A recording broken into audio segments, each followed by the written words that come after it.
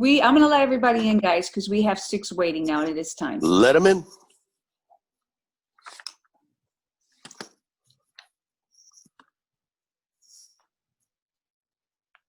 Good morning, everyone. Good morning. Good morning, everybody. Yeah. Good morning. Good morning. Always startling on Monday morning when you turn on your webcam.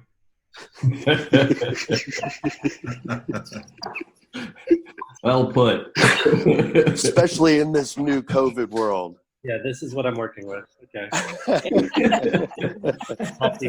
It's a healthy reset. Just like, okay. Oh, yeah.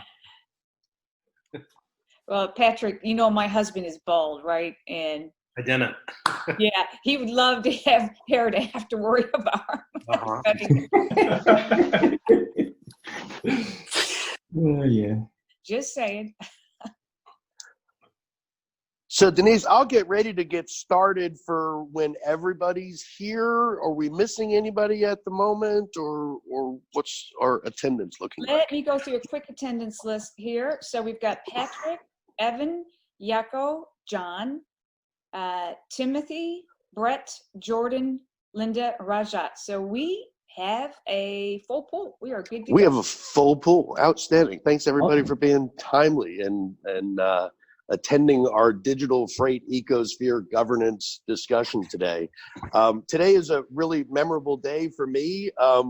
10 years ago today, I got a notice about the fact that this patent that I was the author of in 2004 was issued. So today is a birthday anniversary for the patent that kind of brought this opportunity back to life. The patent's related to this digital freight ecosphere, and excited to be able to bring together these expert standards organizations to help us establish the best way forward for utilizing the standards bodies and the current state of technology to bring together the digital freight use case as an area that can demonstrate the benefits of blockchain and of technology and of parties working in collaboration and co-opetition, I think is the word that Dale likes to be able to use with BETA. Several months ago, I was introduced to Dr. Denise McCurdy by Linda Getz. Linda is the CEO of the Blockchain Chamber of Commerce, which DFM Data Corp is a member of.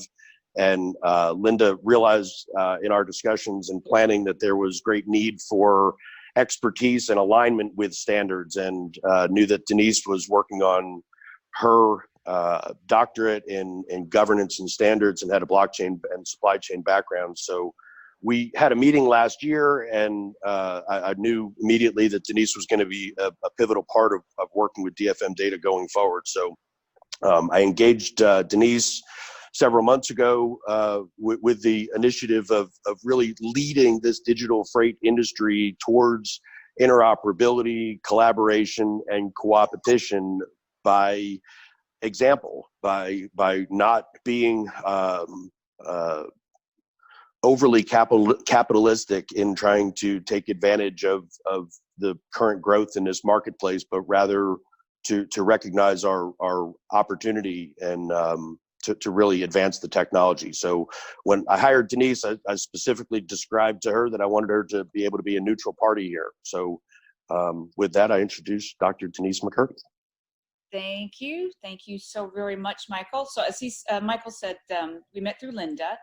And then, of course, Michael engaged me to lead the efforts on creating this governance structure specific to DFM Data, which was really a welcome opportunity for me because just have spent the last 3.5 years very deep in academia in blockchain, supply chain, specifically governance. And I just completed my degree, as he said, in May, safely, virtually, so all good. But again, this was a welcome opportunity to take that learning into actual practice. Just a little bit about my research. After conducting several simulations in the blockchain-enabled supply chain space, and actually winning first place in the GSU Blockchain Innovation Competition, what I was finding is that it was not the technology. It was, in fact, the collaborative behavior that was really required. So that led me into trying to discover what good collaborative behavior looks like, specifically in the blockchain space.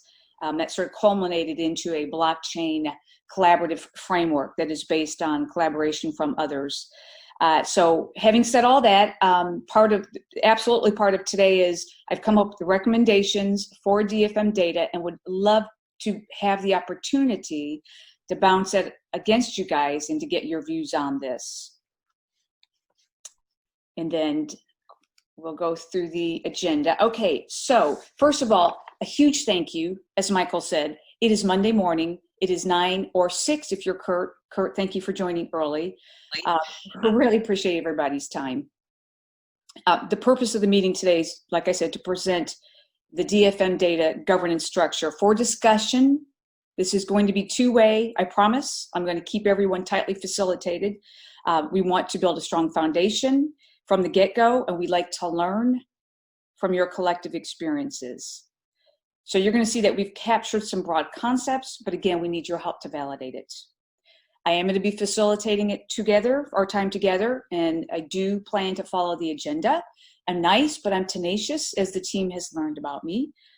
So after brief introductions, and we'll go in alphabetical order, I'm going to ask everyone to please stick to 2 minutes. We do value your time. I then am going to hand it over to the DFM data team. They're going to talk about the current marketplace situation, 15 minutes max. And then we're going to talk about the governance. We've teed some stuff up for you. Would love your thoughts. And then finally, we'll talk about wrap up and then next steps. And just a few words about why you're all here. So you were all invited for a specific purpose. And of course, Evan, you're very well-respected voice in the industry, and welcome you and thank you for your participation. Thank you. Patrick, Tim, and Jaco, we've asked you guys to participate because of your work, obviously, in industry standards and the standard development organizations, respectively, for BIDA and for GS1. And standards are critical to this work because interoperability is critical to this work, and it's coming, and it's coming fast. Linda, of course, you're on because of your role on the DFM data advisory team, and thank you. John Greaves, you're wearing 2 hats. So you're wearing an IEEE hat and your very long expertise in, obviously, standards, but you are also on the DFM data team. So we've asked you to participate and wear both hats, if you will.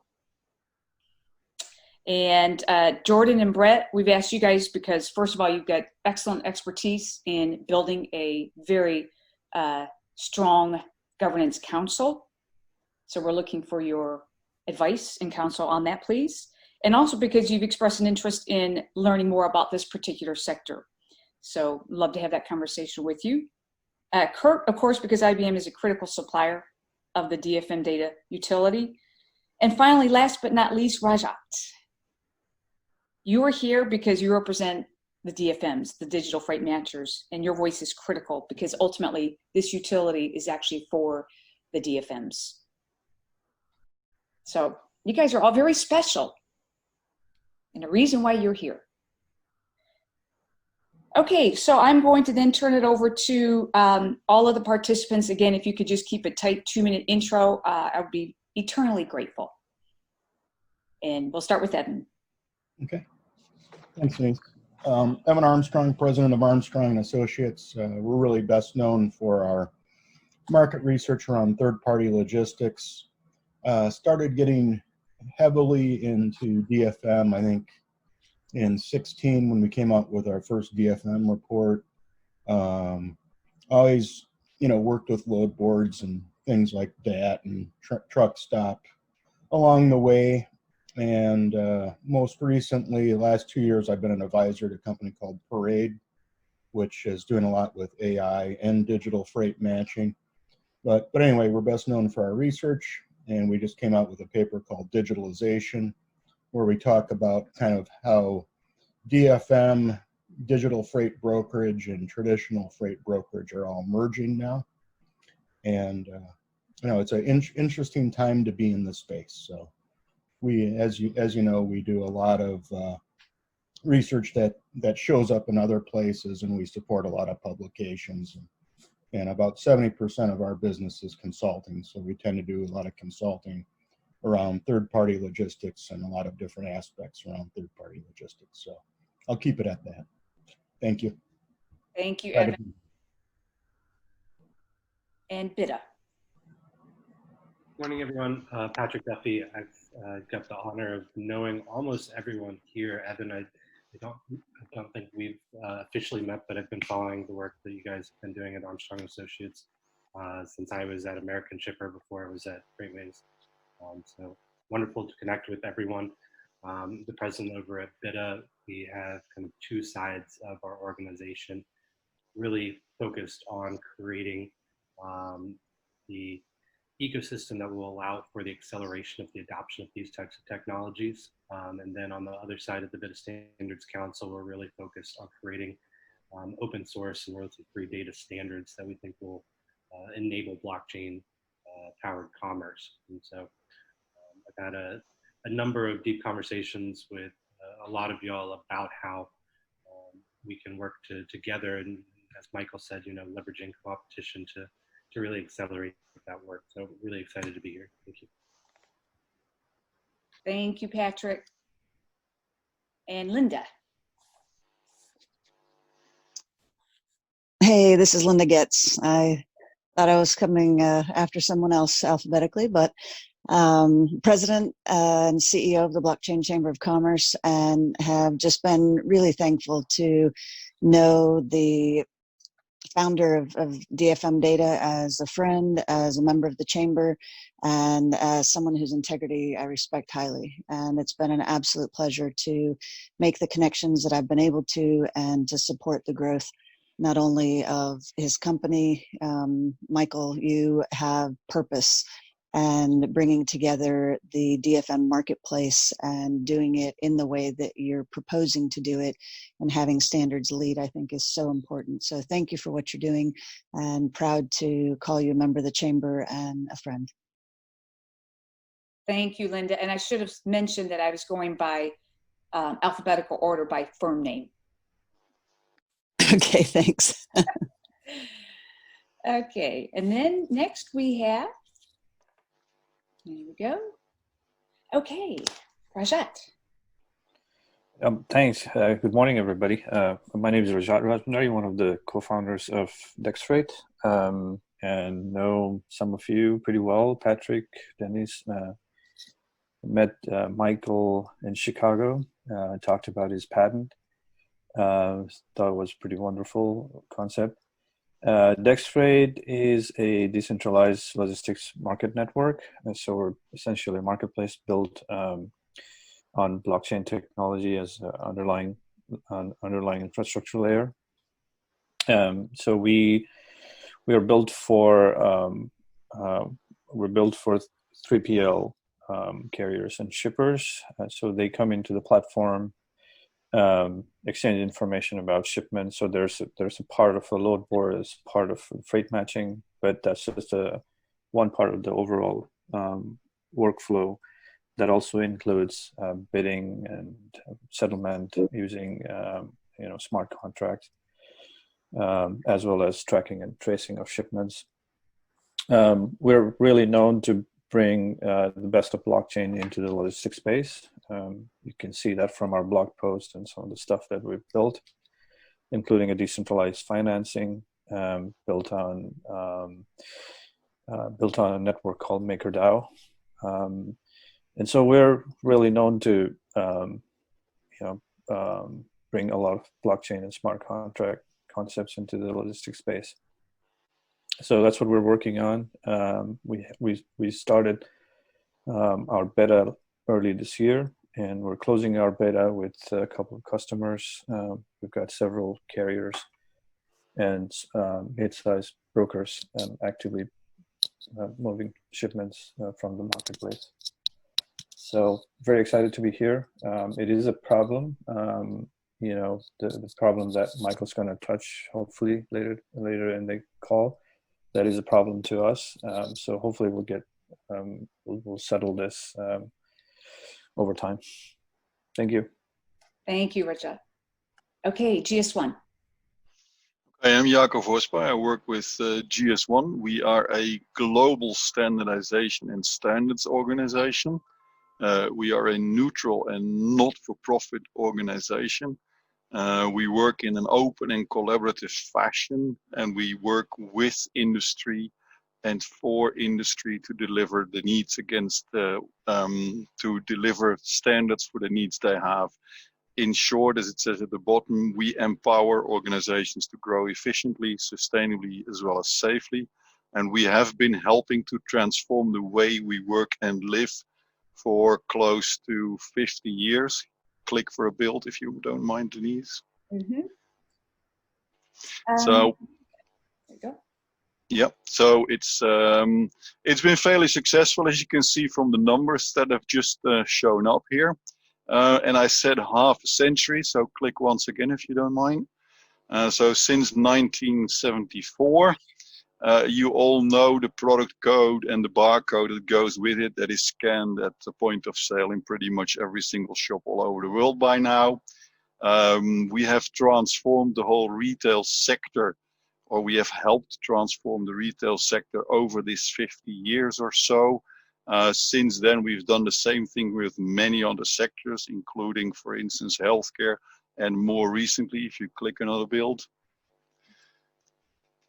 So for the last 15 or 20 years, we've also helped change the transport and logistics environment by delivering standards for instance, the identifications of transport units, standardizing the way that labels look like, and more recently, we've introduced 2D barcodes that can be read and generated by all, such as to create much more interoperability than we used to have in the past in transport and logistics in our very, very fragmented industry.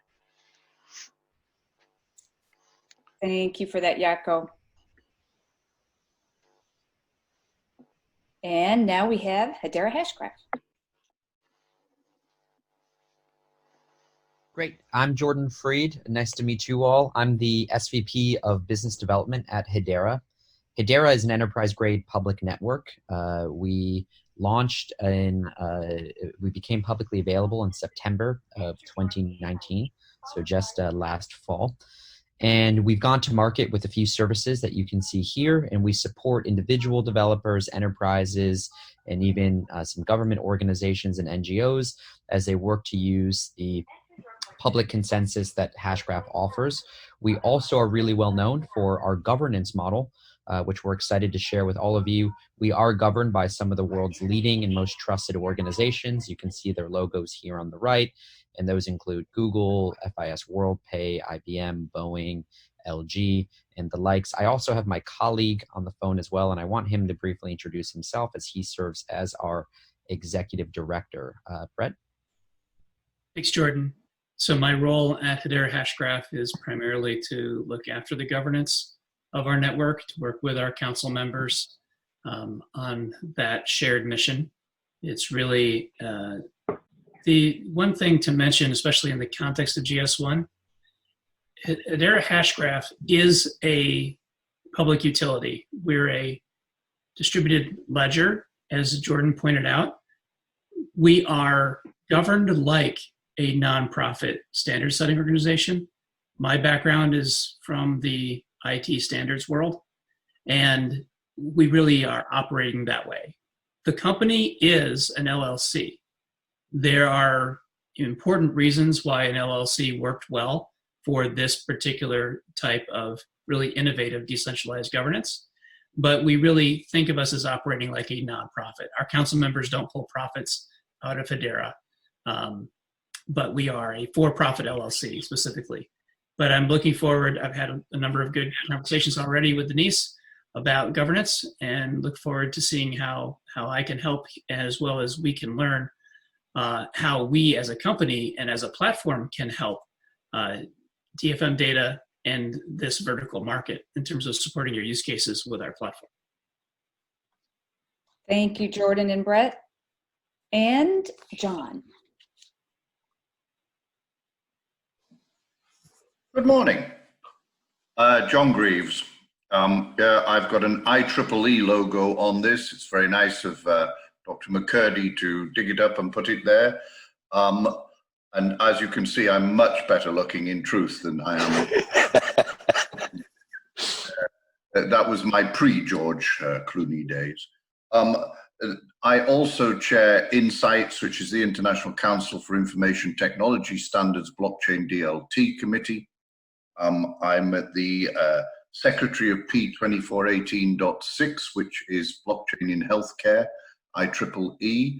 I am also the driving force behind P2418.6.1, which is information and is a government organized, well, it's organized by me, but it's organized by me on behalf of IEEE.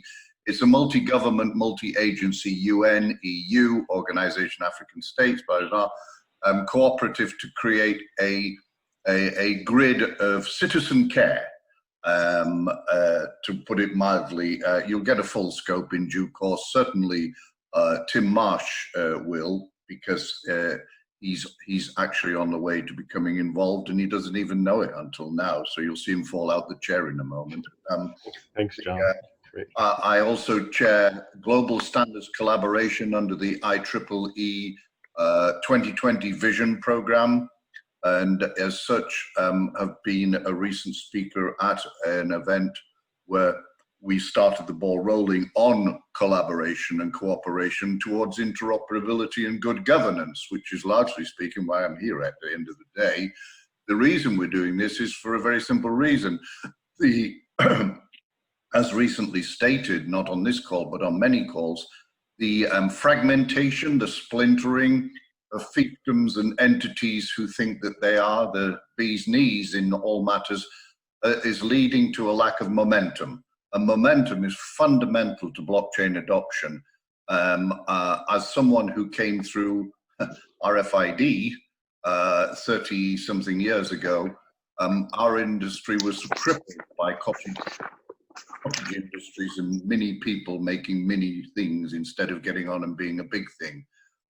We were saved by the excellent GS1, huge fan, and their EPC initiative. Yes, I take a little credit. I was the first one to do the EPC at GS1, but that brought about the change. And GS1, of course, is the only trusted ID in TC307's taxonomy and ontology, etc. So we're all in good order. Aside from that, I also have seats in the PMA, Produce Marketing Association, Blockchain Task Force, in CEN, in BSI, AFNOR, DIN, and a few other places. And I look forward to supporting today's dialogue. Thank you again. Thanks, John. Can we call an audible here for a second and let Kirk join, since he's woken up at 5 o'clock in the morning to be able to get on with us? I know we don't have a slide that's teed up for him, but might want to give him just a minute to be able to say hello. Yes, perfect. Thank you. Go ahead, Kirk. Hey, thanks, Michael. Thanks, Denise. And it's Kurt Wedgwood. I do head up the IBM Travel and Transportation Blockchain practice. I have had the opportunity through Linda to connect with Michael and then connect to Denise, and know quite a few of you from BIDA. So Patrick, thanks for all the leadership there. I would have put on my BIDA hat, but I realized all I have is a FreightWaves. So Patrick, take note. We do have the opportunity to brand our own BIDA hats. And what I'll be looking forward to here is tapping into the deep history from inventing the barcode back in '74, not my own personal history, but having that as a moment for what Michael's about to do for the for the digital freight management platforms, providers, and ultimately the insight and analytics that will have a great shift in the marketplace. So I appreciate the opportunity and look forward to making change. Thanks, Kurt. And thanks everyone for being prompt and concise with your intros, and I'm going to ask Michael to do the same for the DFM data team. So I'll do my best. This is a rock star team that I'm really proud to say has done just a really masterful job of recognizing what the opportunity was and embracing it. About 3 days after I met Linda, she wanted to have somebody vet and check this out and brought in a guy from UPS to be able to meet with me. And under a non-disclosure agreement, Mike Turner took a copy of my patent home and read it and called me 3 days later. And we engaged in a great conversation about how nothing has changed in this industry for the past 15 years. And that there should be a need to be able to do that. Mike's been involved from the beginning and is one of those people that our North Stars always align. I know that I can count on Mike being going in the right direction where we're trying to go. And he's involved in the sales and customer engagement side. And our customers are the digital freight matching companies. So Mike's really the front line of being able to engage with the digital freight matching companies. Shortly thereafter meeting Mike, I had actually gone to, and you're going to get to hear from every one of these, but to keep it brief, I'm going to try to go into just a quick hierarchy of where they are and what they do. David Wolf was actually sitting at a meeting with the Kettering Group here in Atlanta, where I had gone in and basically identified that what needed to take place was that I needed a team that could understand what this objective was. And David sat in the meeting and engaged with me the next day and the next week and the next week, and then worked for the next 6 months without a paycheck and with just fully embracing and engaging what this opportunity was as a revolutionary way to be able to aid the innovation and the long laggarding time frame that's gone by that really this hasn't taken place. And even with today's adoption, what's happened, it's still not quite at the pinnacle of where it should be. And as we started looking at the operational side of what we needed to do, I was doing my normal work at the chamber. And as I was participating in a meeting there, Linda had invited a guest named Jeff Hurley to be able to come. And across the table from me is Jeff Hurley. And I'm looking at him like, I think I know you. I said, he introduces himself as working at Coca-Cola, and he was the operations manager of the National Parts Warehouse that I was the inventory control, shipping supervisor, and fulfillment clerk for 11 years. So we walked the same concrete for a period of time, and really glad to be able to have a team of folks here that have really recognized what the need is here, recognized what the opportunity is, and have embraced a way to be able to take it forward from here. So with that, I'm going to kind of quiet down here for a minute, put my mic on mute, and let Jeff and the team talk you through what we're doing as DFM Data Corp. Thanks for the introduction, Mike, and appreciate it. What we'd like to do is take a couple of minutes to address some of the trends in the digital freight industry, which a governance structure and solution could help address. As you take a look at the chart on the right, you can see there are a lot of articles being published recently, and almost year over year, we're seeing a 2x increase in terms of the number of articles, with even a 2x increase through May of this year. So lots of interest, lots of accelerated interest and activity in this marketplace. And next. So what I wanted to do is highlight 5 strategic themes that I had seen through, curating these articles that, basically were putting together in service of the digital freight industry. And the first cluster here is around the need for visibility. What we're seeing is the transportation typically has been in the background, but really recently has gained a national spotlight due to its criticality in terms of the COVID crisis and the supply chain. We're also seeing the emergence of and introduction of blockchain as well. But it really puts a point to visibility is going to be key. Other pieces of the logistics and supply chain world are working on things like, the barcode, which was mentioned earlier, QR codes. But the visibility we're looking for is when's something being picked up, where is it at, and when's it going to arrive at the other end. And next. The second theme was around platform proliferation. I mean, we all see brand new, platforms being put out pretty much every week, whether it happens to be a matching platform, an analytics platform, TMS, the transportation management systems, or ELDs, the electronic logging devices. Each of them basically are, setting up a brand new solution, but in its own little marketplace. And we're also seeing, basically additional investment in startups as well as product updates that continue to be, introduced to the market. And you can see a few of them here. That middle one, DAD, it launches basically a mobile app for truckers so they can find, parking spots, which were in short supply when the rest stops were closed during COVID. Next. Because each of the platforms, and we just talked about the proliferation, are addressing one segment of a solution, we're also starting to see some of these solutions band together in strategic partnerships. So you can see here, Truck Stop and Leonard's Express basically bring Book It Now then to another part of the industry. Omnitrax and the cloud are getting together, but these solutions are being put together to basically address broader issues. Again, rather than having a myriad of solutions for any one shipper or carrier. And next. So part of this is being facilitated by digitization. We're seeing it globally, and we're certainly seeing it nationally. And some of this is basically focused on the efficiency within the network itself. How can we affect these transactions and matching faster and be more responsive?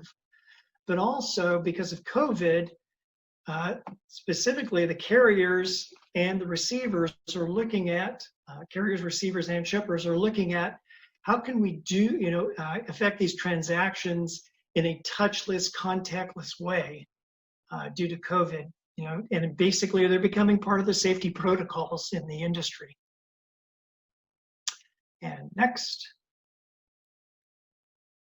And lastly, we're seeing an emergence and identification of sustainability as one of the things that shippers are being focusing on, as well as the carriers. How can they better utilize transportation assets, reduce the number of miles, which then reduces the carbon footprint and creates better utilization and efficient use of the transportation assets overall. And you can see this top one, Convoy's working with Anheuser-Busch. Their sustainability challenge is taking out 20 million empty miles.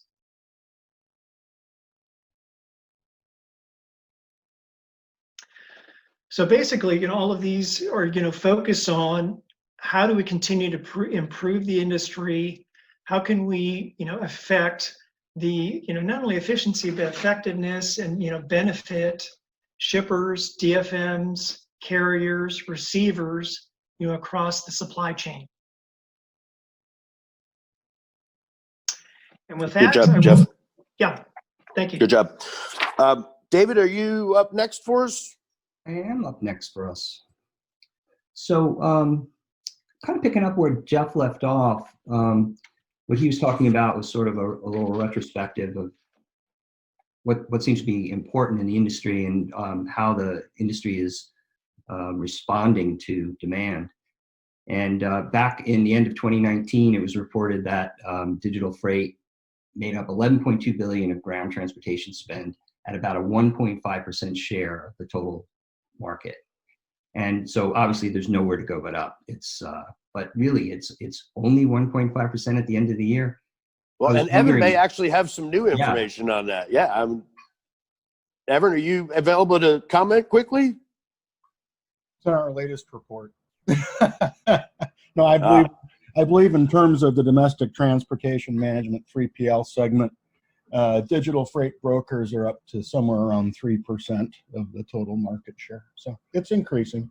But I think in terms of overall market, especially if you look at load boards and what's going on the TMS augmentation side with DFM, with companies like Parade and Cargo Chief, the impact is getting to be much greater than the revenue. Right. If that makes sense. That's helpful to know that at least it's popping up from there, because it seems peaked, at 1.5% at the end of last year with so much activity. But the dynamic at play is what I wanted to kind of focus on. Michael and I, when we were just sort of thinking about the services that we can offer as a central utility, as a neutral advocate of the industry, it opens up a world of possibilities. But to understand it as a dynamic helps a lot in terms of aligning our services against that. So we've aligned our services against these 4 critical drivers. And so the enhanced operational productivity idea leading to improved customer experience with a dose of education and awareness is, enabling accelerated adoption. I mean, that's our essential mission, is we want to enhance the accelerated adoption of the industry. And so if you go back to step 1, we, and we'll talk more about it, but there's this phenomenon of phantom load and capacity data building up in each of the siloed marketplaces. And our solution, our utility, is a really simple way of fixing that little problem.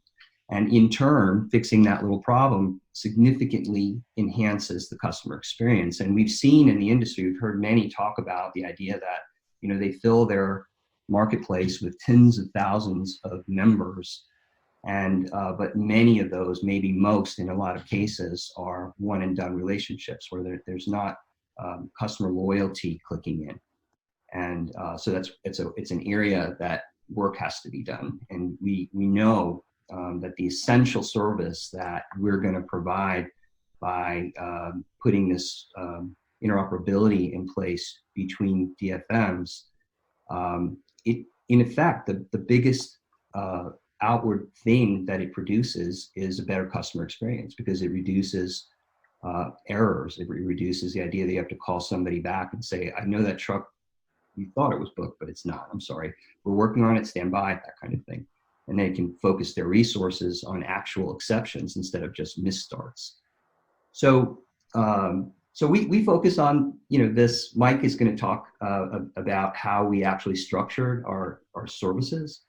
But we believe that, if you take what we're overlaying onto the industry's own efforts, that we're going to enhance the growth, whatever it projects to be, Evan, whatever the new wisdom is. We think this dynamic is going to increase that 3 to 4x. And so as of the end of 2019 numbers, that would have put you at 25% penetration. Yeah, and truly accelerate that growth, right? So that it's accelerating it closer to reality. I mean, the network effect, looking at the one-off partnerships that are taking place and that Jeff just highlighted in the news, they're trying to be able to get some benefit from being able to associate with a digital connection with one company, but with 240 players that are in this marketplace, in order to have the network effect, the number of interfaces that would be required is something like 28,000 unique interfaces that would need to be maintained. And there's a much simpler way to agree around some standard nomenclature that would enable there to truly only be a one-to-one interface connectivity, as long as we can align on some standards. Yeah, thanks for that. And, when Jeff was talking about it, there are many examples of companies coming together in one-to-one partnerships to enhance their, creating interoperability to enhance their ability to work with more and better data. And at the core of what we're going to enable for the industry, it's that.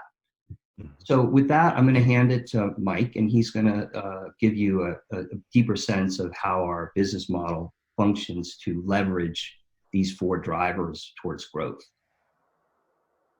Thank you, David. Jeff started off our discussion in reference to answering the question of why now. The proliferation of the information, the ongoing discussion around what digital processes are all about, the market shift that we believe we're all seeing. Those answers are around the why now scenario. And I love John's reference around RFID and what took place there with the challenges of bringing individuals together on a common platform, which is certainly what GS1 talked about as well. We believe as we operate as a neutral utility and advocate, there are 5 things that we bring to the marketplace that will help drive the growth and adoption structure that we're referencing. The first one is, we've talked about this term before, but facilitating interoperability between DFM marketplaces and having a distributed data clearinghouse. So obviously that term interoperability is the core concept that we want to drive. There's certainly one-to-one relationships that we're seeing starting to happen across different aspects of the supply chain, even within the DFM marketplace. We're seeing that aspect as well. The challenge is, how do you broaden that concept to ensure that there is a neutral utility to help facilitate that strategy? David referenced this a bit, but phantom data and phantom load capacity is certainly out there. There's an acceptable level that's starting to settle in the marketplace, and we believe there's a better way to do it. And we don't want that standard to be the consistent way to move forward. So we want to bring that to bear.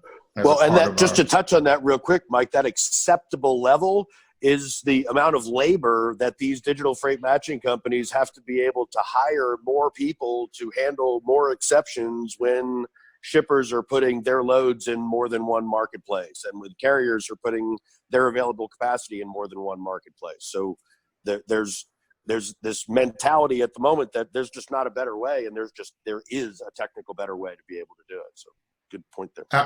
Absolutely, Michael. There's a direct correlation between FTEs and the aspect required for growth in the cleansing aspect. We also believe, third point is that as we bring the amalgamation of this data together in an anonymized fashion, that we can drive additional insights and information associated with that data once it's all combined. And we want to do that to ensure that we're identifying new ways to even deliver upon what we're bringing to the marketplace. David referenced this as well. It's driving an awareness and demand for DFM services through a national marketing campaign. We want to facilitate that for the DFMs. David, you want to chime in on that for a bit? You're muted, David. Yeah, so the nature of what we want to do, if we were a retailer, we would allocate 5 to 10% of our revenues towards driving demand. The industry has a challenge. Individual DFMs have a challenge to differentiate their services, and there are so many different flavors of digital freight matching providers. And even digital freight matching isn't really the right exact term. Some would say, well, we're really not a digital freight matching firm. We have a platform, we have a software service subscription model. But at the end of the day, when you think about the shipper needs some clarification, some help figuring out what kind of solution is the right solution to do what I need to do with our enterprise and take advantage of these technologies. And so we see a campaign as a critical component. And so we're committed to taking, from our fee structure, bringing that back and putting it back into the market in the form of this education awareness campaign. Thanks, David. And the last point is why we're all here. We cannot do this without an industry collaboration, trust, and cooperation concept. We must have this in order to move forward. It's an avenue that has to be driven to where we all come together to determine the best way to do this. We certainly want to start with a governance structure that can align our thinking, our processes, next steps, so that as individuals want to participate in the process going forward, there is a way that we've all designed how to engage. And that lends us back to Denise. And unless, Michael, you had a comment, back to Denise, and we can go into the governance process. Good job, Mike. Thanks. Okay, guys, so you've heard us speak for a few minutes now, and I think the team did a pretty good job with their 15 minutes. Guys, we'll talk about time management later. No, just kidding. Yeah. So now I really do want this to be a working session, okay? I've talked to some of you about how we should structure this. I made some recommendations on how we do this for DFMDC data. So what you received on Friday and what we have in front of you is something that you can respond to. what we're looking for is a strong foundation, but also to be somewhat future flexible. So we have what I'm calling a two-stroke sort of engine, a steering committee and a utilization working group. And Brett, thank you for that. The steering committee I have 3 specific bullets I need your help on, and then we'll talk about the utilization working group as well. But I'm going to pause here for a second and ask to the team at large, does a 2 committee, which we've launched both of them, does this feel like a good way to start and get this up and running and off the ground? And remember, you might be on mute. Sure.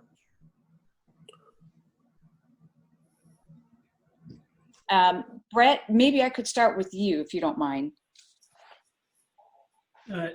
Sure. So when I was learning about the mission of DFM Data Core and trying to understand exactly where the solution fits in the market, everything seemed to fall in trying to minimize the level of bureaucratic overhead that you have to achieve your mission. It's always a good design goal, minimize the overhead. It seemed to fall into at least 2 buckets. One is going to be looking after the organization itself. What are we trying to do? How are we going to work together? What rights do members have? How do members make decisions? And so all of that can go into what a lot of people are already familiar with, this notion of a steering committee. Everything else falls into build the solution. So that standardize the technical specifications, interfaces, design the shared infrastructure, and maybe certification requirements, everything around the go-to-market solution. So that is pretty different from kind of the meta governance work of the steering committee. So it probably should have a different home. It might have different individuals involved, hence this utilization working group. How do we utilize the solution and bring it to market? So that was it. It was kind of a simple start with 2 and add complexity only as needed going forward. Brad, there's a couple things that come to mind here. One would be the presence of a shipper, right, where we have kind of the end customer. So that's on one side I'm thinking about is where they would sit. And then secondly is the monetization. So how is this network or capability platform going to be compensated, and who's going to receive the fruits of the labor? Because I do think that then is represented inside one of these groups. So it feels a little bit topic we'll probably go into. So those are 2 things that are standing out for me: monetization and presence of the shippers. Okay, and yeah, both good points. So presence of the shippers, we would certainly, and the way I have recommended this, I'm just going to go to this slide because I do have a bit more detail on this. So the steering committee is, this talks a little bit more about its purpose, and the goals of the steering committee, the sort of inputs they need to see, but who would participate. How I see this is that we would start with 3 members. Definitely would be DFM, growing up to 11 members, an odd number. Would recommend that we actually have, if you have 11, that you would have 6 DFMs. So Rajat, you plus 5 others, because that would be the majority vote, assuming we have 11 members. The DFMDC core utility would have 2 members. So it's not going to be heavily weighted from Michael's perspective. The independent standards bodies, such as BIDA, GS1, et cetera, would have 2 members. And then another member would represent either an academic or another governing body or another network body or whatever. So that's kind of how I see it growing to, and making certain that the DFMs have that voice, Kurt. Does that make sense? And does that feel about right? Denise, this is Rajat. Can I make a comment? Yes, please. I just wanted to circle back on the earlier comment from about enrollment of shippers. So in our case, I'm kind of thinking, the problem of these phantom loads coming in and fake loads coming in. The source is not us, right? We're not putting those shipments. It's somebody else putting those shipments and those fake capacity. It's bubbling up in our platform for our customers for sure, but the source is different. And so I think it makes a lot of sense to bring in shippers and carriers, and not only that, but also the TMS that they use or the fleet management systems that they use, because that's where the source is. So we need to have them engaged in this, I believe. That's really good feedback and exactly why we wanted to have this meeting, because I'll be honest, Rajat, that was actually not on my radar. So where it says participants, the DFMs, you believe would also include, that's the Utilization Working Group. This is the steering committee. The advisor teams, in addition to, you said shippers, carriers, and TMS participants. Yeah, and because those are the nodes, right? Those are where the, for example, if it's a large broker, then they have a TMS that they work with, and that's where they create all these shipments. And it's not even TMS provider's fault, but we know, like for example, we know of a very large 3PL that posts a lot of shipments, and then when carriers call, then they're like, "Oh, the shipment actually doesn't even exist," and they blame us for that. So that whole issue is touched by several nodes or several entities. So I think all of those entities should be in the committee somewhere here. Okay, and it sounds like it should be representation on the steering committee as well as the Utilization Working Group, which is this one. So this is the keeping the network. Yeah, probably, yeah. Okay.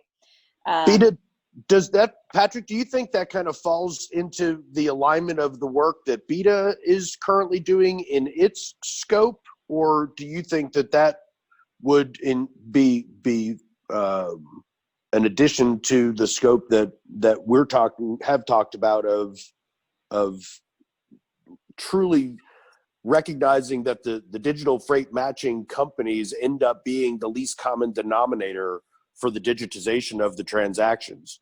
And if we as digital freight matching companies can agree to interoperate, we can actually scorecard each of those not necessarily bad actors, but actors that are doing this function, and provide them with feedback that enables a more streamlined approach that doesn't cause as much chaos from their current methodology.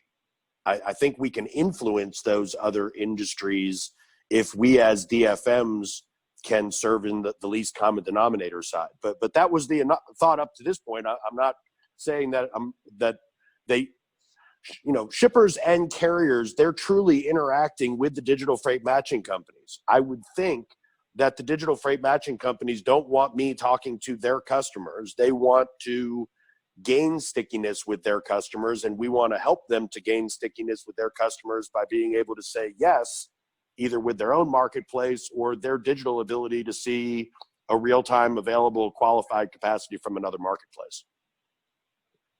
Yeah, I mean, the comments definitely resonate. I think that the driver around the stickiness will be a transparency into that data, showing where this phantom data is originating and what are the steps being taken to make the platform as transparent and the fidelity of the data that exists on the platform as high as possible.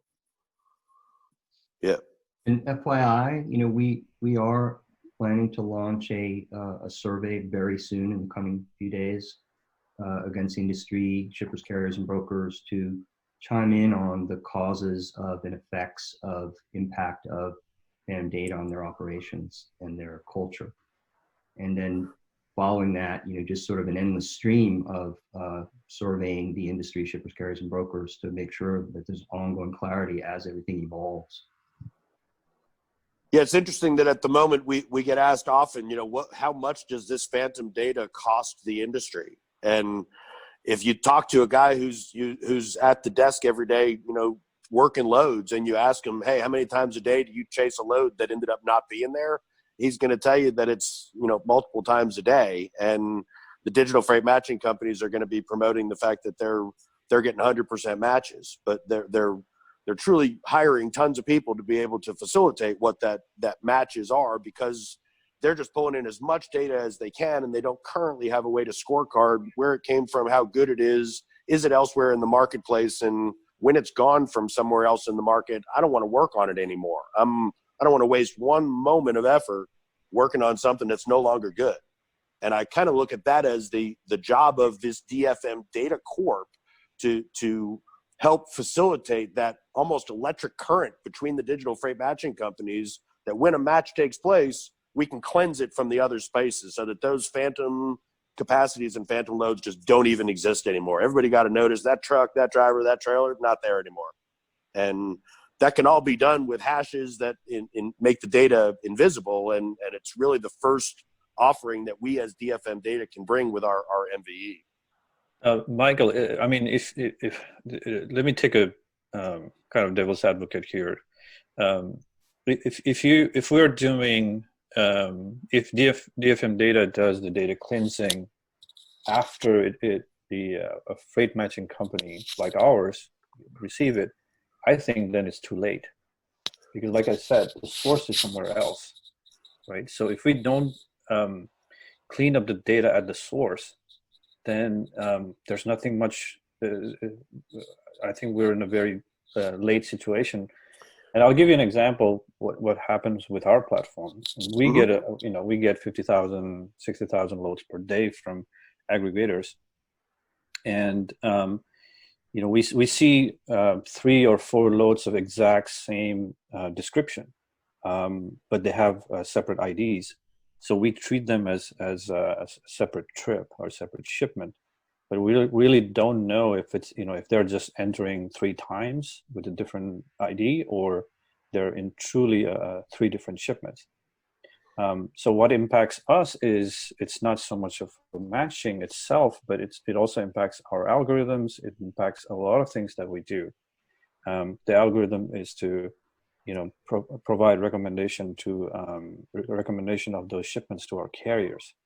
Because then we're sending fake shipments to those carriers. So that means our algorithms are really bad, right?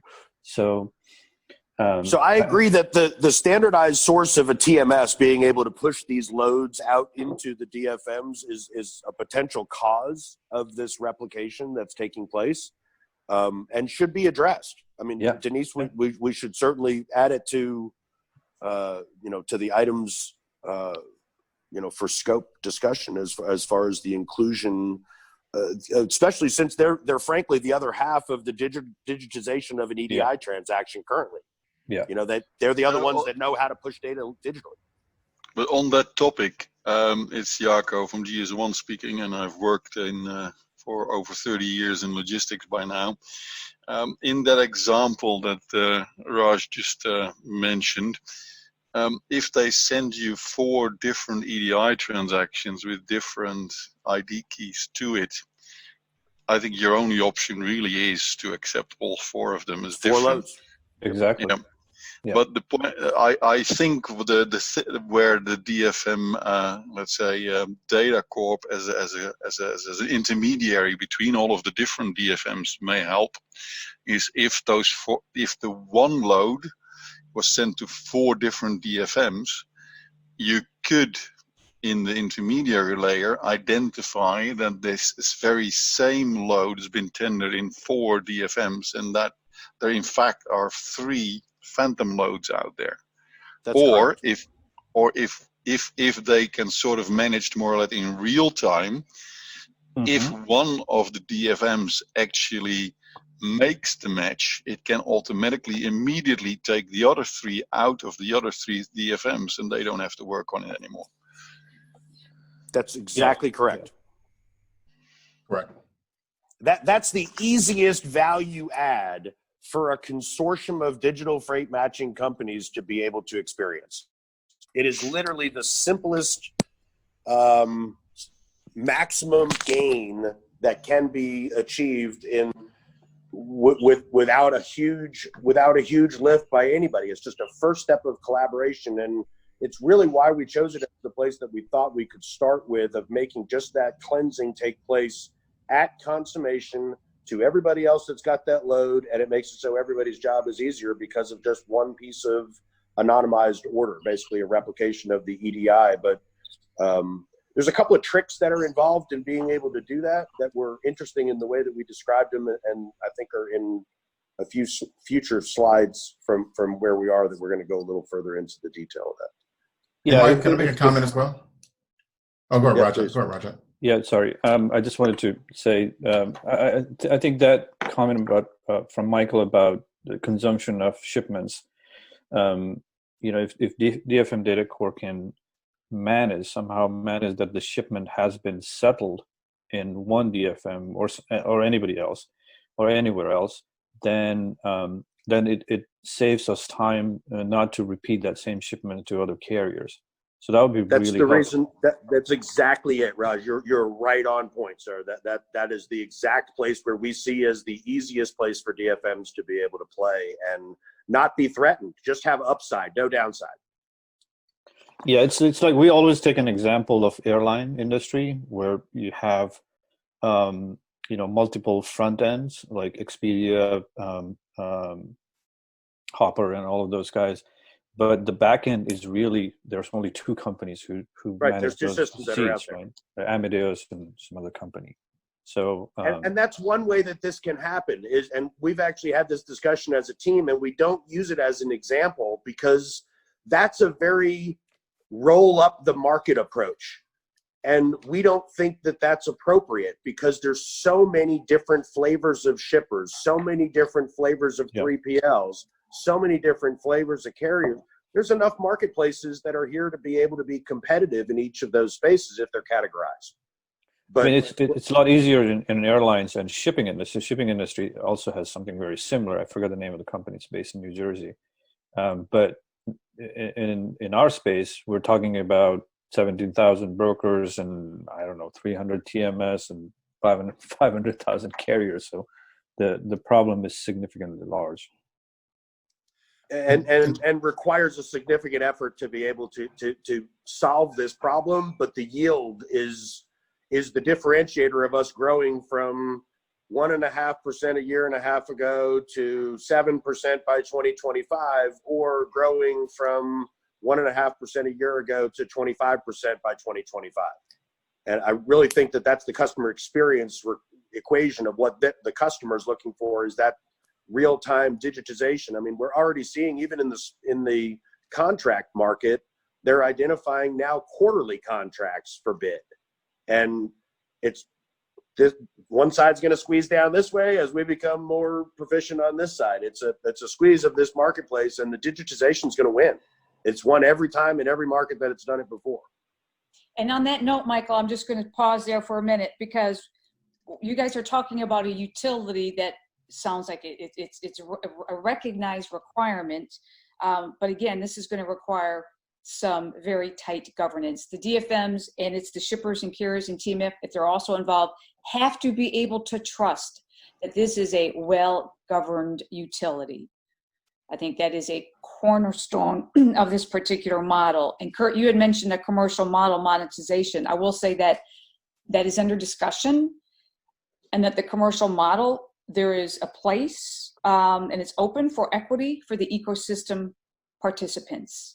So we are having discussions of what it would look like, but this is meant to be a utility, perhaps a for-profit utility, Brett, following your model. But there is certainly a potential equity play for the participants. The establishment of this company is as a corp in the state of Georgia, where there is equity and shares and options that can be, that can be disseminated. And I think part of a blockchain sort of solution is always identify about what's the payoff? How do people get their incentives aligned? And as this being a utility, I think it's absolutely essential for the participants, the digital freight matching companies, to feel an earn-in and an ownership of this information as they're they're the part of the ones producing it. They're part of the creators of it, and are going to be the ones that get the most benefit of the collected index of information. And Mike, I know you were trying to be able to say something, so I want to let you back in here if I could. Yeah, thanks, Mike. I just wanted to circle back and put a commonality analogy between what you and Rajat were referencing.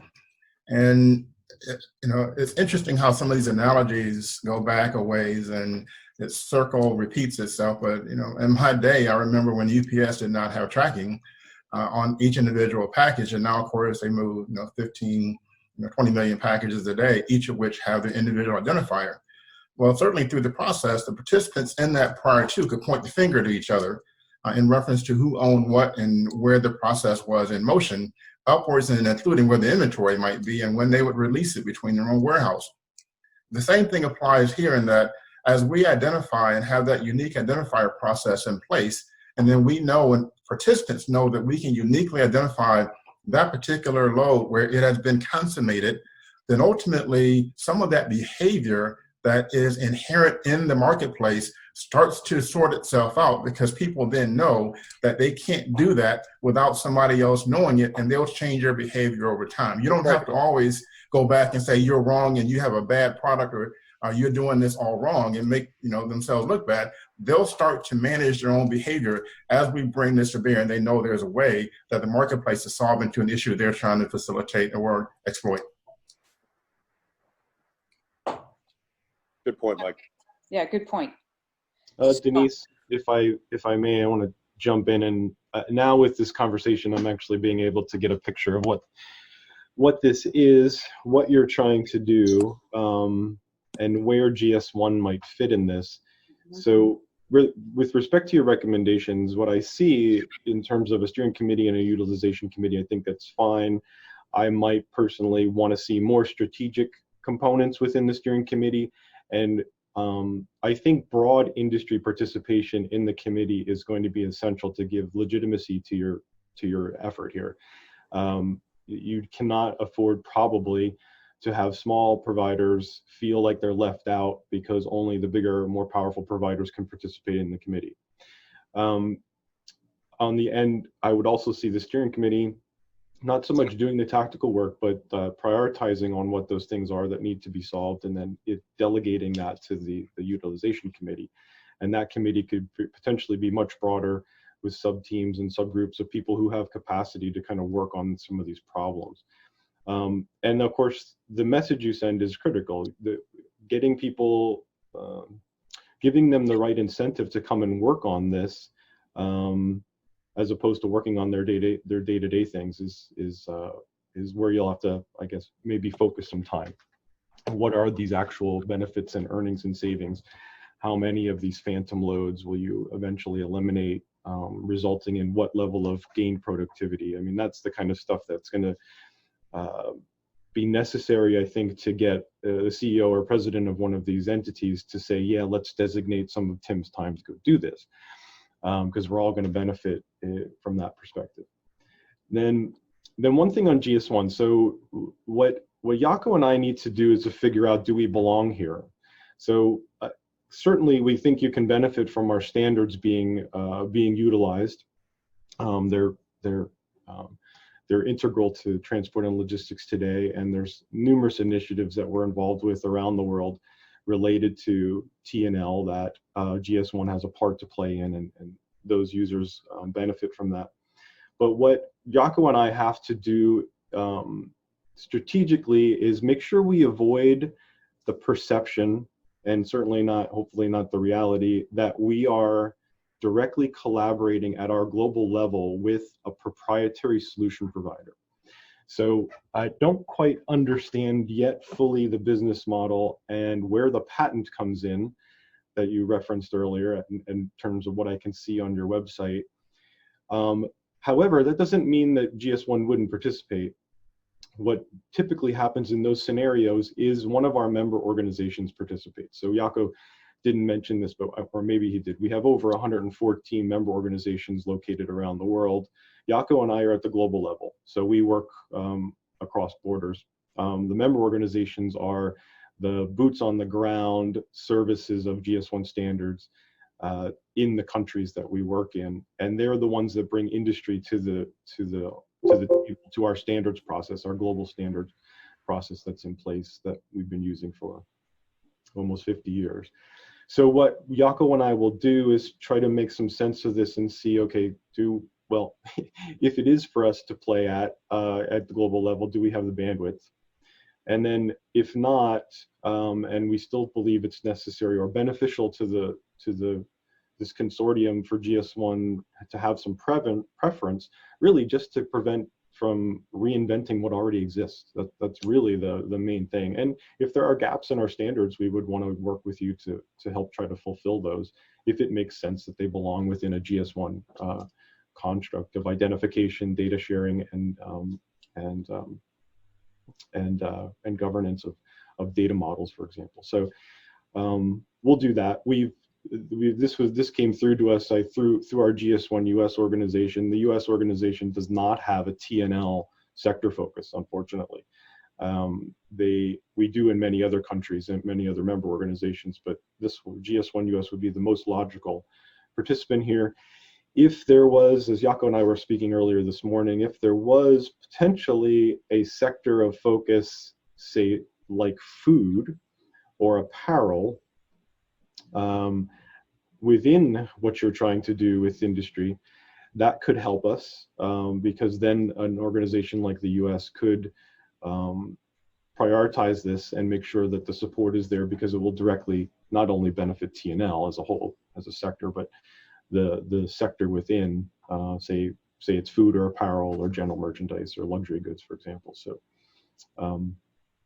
that's all. I don't know if there's questions on that or any concerns, but thank you very much for that, Tim. And I agree. And of course, we've worked as well from a bit of perspective. The intent here is not to create yet another standards body, but it's to work with, and BIDIT, GS1 comes to mind, IEEE, obviously. There may be gaps. There might not be gaps. It might be a very simple plug and play, because we see this more as processes and standards that we're using for this particular utility. But the plan would be to plug into the GS1 and the BIDA space as appropriate. And we really wanted to put this on your radar earlier than later, so that you could see where that plug and play might be. And as far as is your role, we'll come to that later. There may be, there may not be. It might be just, Denise, keep us posted. But early days yet, and I think we'll see. But that's excellent feedback, and thank you for that. And we look, just to add on that, Denise. So we have analogs for this. We do this all the time. We just did this where I was involved, because we were temporarily without a sector lead at the global level for apparel. We had this group come up with in the apparel industry, come up with a sustainability initiative that was called Circular ID. It was by a group called EON, E-O-N, and their initiative was called Connect Fashion originally. And what we did was we worked with them now they were offering essentially a proprietary solution to industry to be able to upcycle and recycle apparel. And generally we would stay away, because we don't want to directly collaborate with any given solution provider. However, because the sector is important to our users of GS1 standards, our US entity dedicated a little bit of time for one of their standards experts to actually educate the developers within the initiative. So when it came time to them actually integrating standards for identification and data sharing, like our EPCIS standard and core business vocabulary, they did it the right way. And then we stepped away. We dove in, gave them the necessary background, helped them come up to speed on how the standards work, how industry uses them, and how they should integrate them into their solution. And then we stepped away. And now we let the industry basically drive the adoption of that particular initiative for circular economy benefits. And we could do something similar here. It would not be out of question. It would just be, we'd have to decide within GS1 who does it and who has the capacity to help. So there is no TNL sector. I know Jaco has a lot of experience in that, but in the GS1 US organization, there is no TNL sector specific? No, they don't have a TNL focus. They focus on apparel, general merchandise, food. They have a solution provider initiative as well that's directly there to help solution providers. it's just the way it is. And it's not all of the member organizations share the same sectors. It depends on what's the most important for them within their country. Europe, however, is the probably the biggest opposite. There is huge sector focus within TNL across the 49 member organizations that represent our European community. So we can think creatively, though. I mean, Jaco would maybe comment too. Maybe it's not just US. We can look broader for some MO technical support. I think you raised two points. So first of all, I would like to clarify that even if there is no dedicated TNL sector, because TNL is indispensable component to any value chain, there are, especially in large organizations like US, there are people that within a specific sector focus will focus on transport and logistics aspects. So in that sense, I'd like to reinforce Tim's earlier statement. If there are focuses on certain, let's say, sectors, there are definitely opportunities also in the US to engage closer. That said, we have been using the word US a lot, but digital freight matching as a process is absolutely not limited to the US. Plus, It doesn't need to be limited to road freight, as we seem to be focusing on either. So I'm just wondering a little bit about the scope and objectives here. So there's a couple of points that have come up here, and I want to try to address them. So from a scope and directive perspective, I believe digitization in the transportation logistics space is way behind this. The question was brought up about the patent and what does that have to be able to do with it. The companies that are doing this here in the United States of doing a level of digital freight matching that are the patent scope is here in the United States. It doesn't mean that it can't be used other places, doesn't mean that it's not applicable other places, but a typical approach of a patent owner is to be able to try to collect royalty payments from transactions and not add value. And I have no desire to slow down the growth of this industry. Instead, I really want to grow the growth of this industry. So the challenge that we put in front of this team was to be able to make this so that it was actually a monetary incentive for each of the digital freight matching companies who currently are invoicing the shippers for transactions and setting a price. There's no reason that they couldn't have a transaction fee that is part of their profit margin and part of the cost to run the utility that is being collected at each transaction and becomes a revenue center for each one of the DFMs. And really all that's required is an acknowledgement of we're doing this multi-carriers, multi-shippers in a platform, and now I've signed a license agreement and I can start collecting this $11 fee on each transaction that I run through my marketplace, because when it runs, there's a function that cleanses everybody else's marketplace and enables this utility to operate. But it becomes a revenue producer for each one of these digital freight matching companies, just as an additional line item. Mm-hmm. Yeah, thank you for the clarification on there. That helps me understand the business model a bit more. And yeah, I mean, it's not a negative for us as GS1. It's just that with who we are as a not-for-profit global standards organization, when we interact with an entity like this, we just have to be careful about it and what we're doing. Completely. And just wanted to be fully transparent with the discussion. The objective of this organization, this company was formed after I personally bought the patent back, and I wrote a license agreement from me personally to this company to just be proactive. Yeah. The whole purpose of this company is to be an industry utility to help bridge the gaps between companies that are providing the service of multiple carrier, multiple shippers in a platform, exchanging freight data with each other. They can't solve this problem by themselves. There has to be somebody who can do it. And there's been articles written about this since 2016, 2017 of the the holy grail of logistics would be to be able to have this, but who could do it? It couldn't be a large shipper. It can't be a large carrier. It can't be the biggest third-party logistics company. It would need to be somebody that was completely neutral, who didn't have any trucks and didn't have any loads. And for years, I've been reading these articles like, that's me. I mean, if I own the patent and I made this happen and this is growing and it's growing fast enough and it's at the tipping point, then let's use the patent as the magnifier to be able to focus the effort and do what a patent is intended to do, which is to be able to grow the science and technology from the innovation.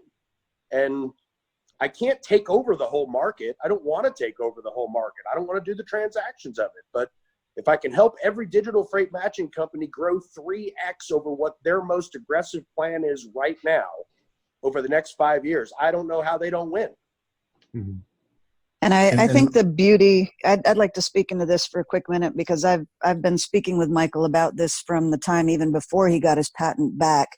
And I've been on conversations with him with groups out of Germany and, you know, people internationally, and the understanding that he in 2003, 2010, you know, that time frame where this wasn't even possible, was conceptualizing and putting together the granularity, the specificity to define the actors and players and exceptions.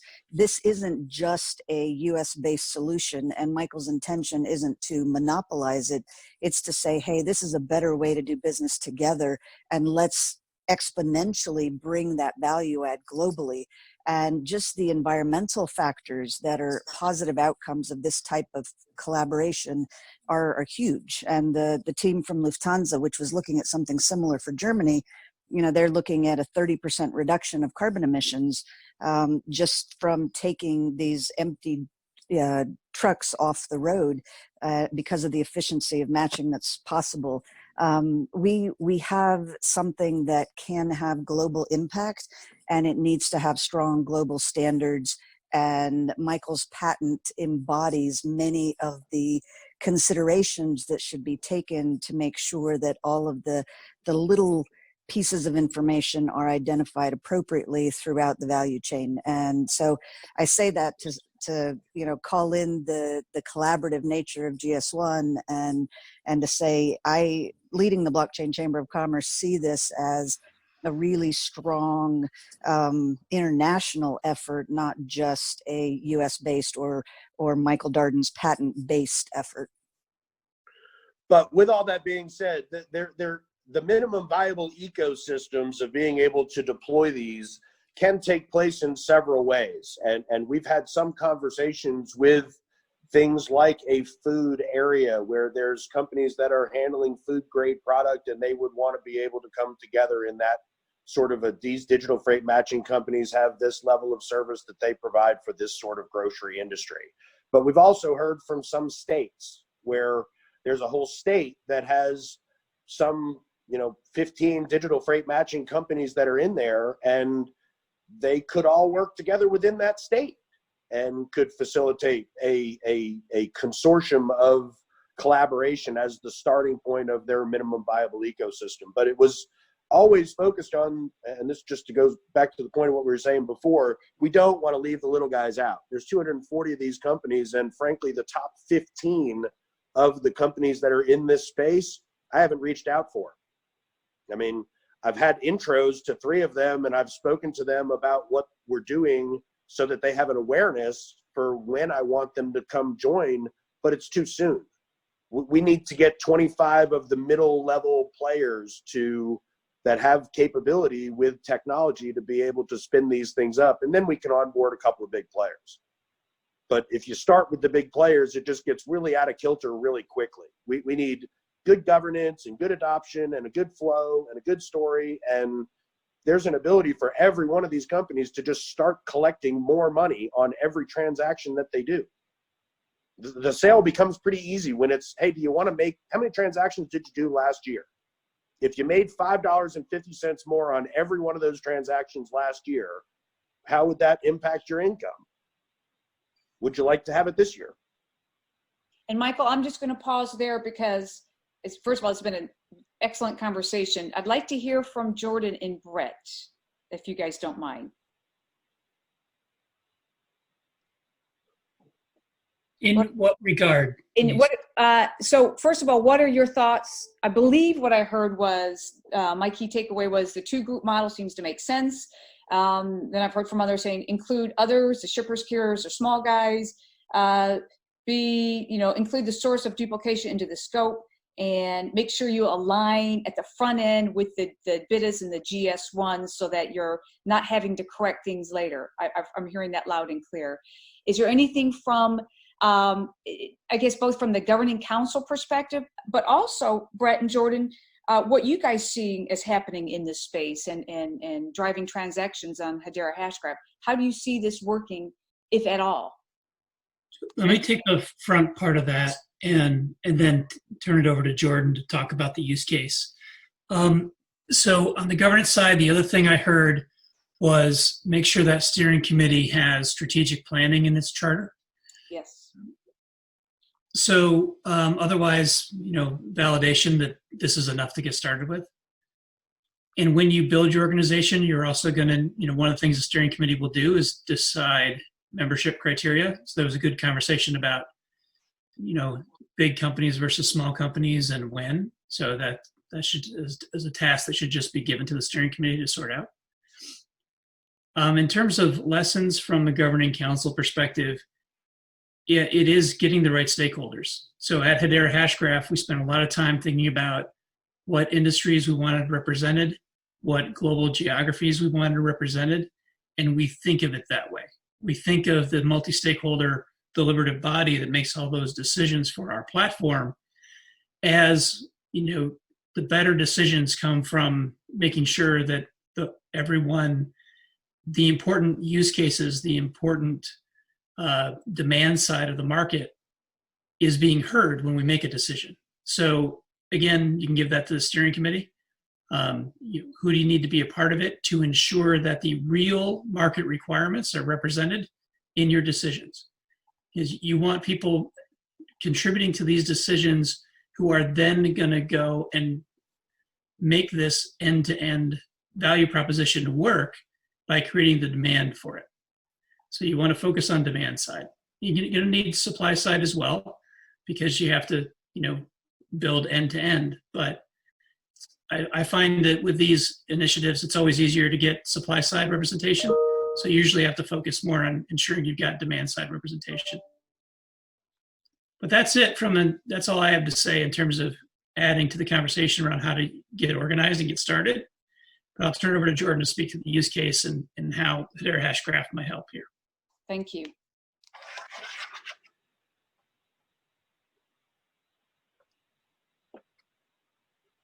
Jordan, are you on mute?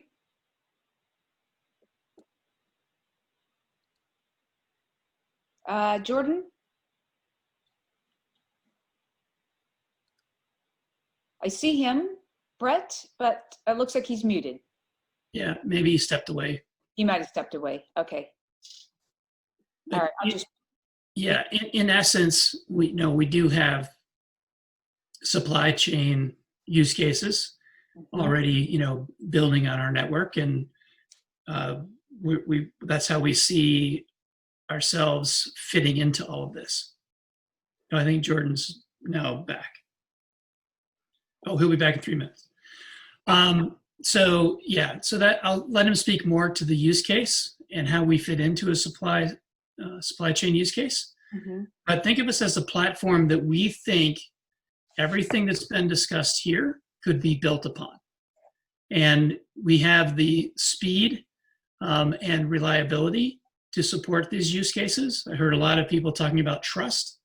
And the way you get trust is with transparency, and people can see the transactions. If they're confidential transactions, we use encryption to address that. There are some misnomers out there that a public ledger can't be used for private data transactions. We're breaking that model with something we call hybrid, where you've got some private ledger activity along with the Hedera consensus service, bringing the trust of the public ledger and all those big companies that sit on our council running that network. So again, I think Jordan can do a better job of piecing this together, but I do think we need to get to a use case, like a swim lane diagram, sooner than later here with DFM data, so we can really understand the business flow, the business processes, and where you're going to be able to take advantage of, blockchain technology. Got it. Thank you for that. I'm capturing all these, by the way, these nuggets as best practices. John Greaves, we haven't heard from you. What are your thoughts, please? I have so many, I was scared to launch them. Really, John in fear. That just doesn't seem to go together. Like you? Yeah, that's not the John I know. What happened there? What are you thinking, John? Pick it up, John. All right, here it is. First and foremost, I'm looking at this from the point of view that this is a platform.